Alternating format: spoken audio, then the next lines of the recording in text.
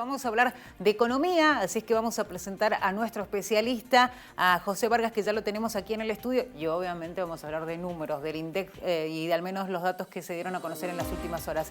¿Qué tal? Buenas noches, José, ¿cómo estás? Muy buenas noches, gracias.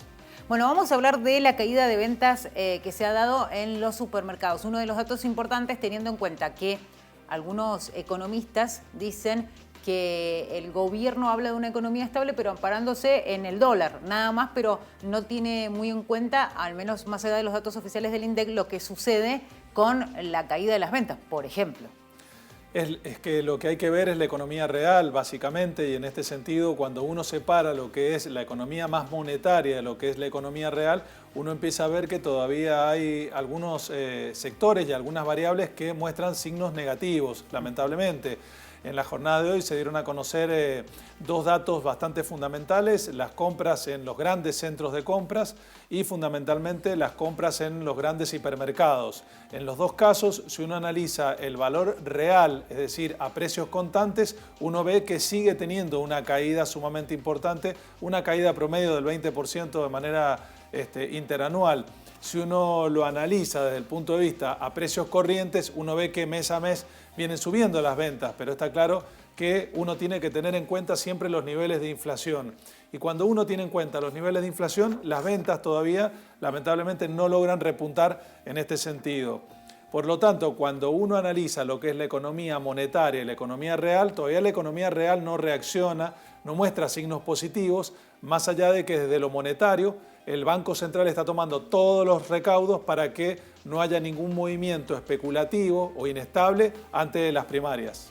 Bueno, son datos que se conocían hoy y que de alguna manera son una señal, digo, para algunos sectores sobre todo, porque hablan, bueno, vos hacías mención a lo que viene sucediendo durante el año, pero hablan también de un nivel de caídas que no tiene repunte, que más allá de algunos números que pueden ser positivos, vos decías con la economía real, por ahí no se tiene en cuenta. Cuando hablamos de inflación, bueno, los números han empezado a dar buenas señales o a mejorar un poco en los últimos meses, pero ¿esto qué es?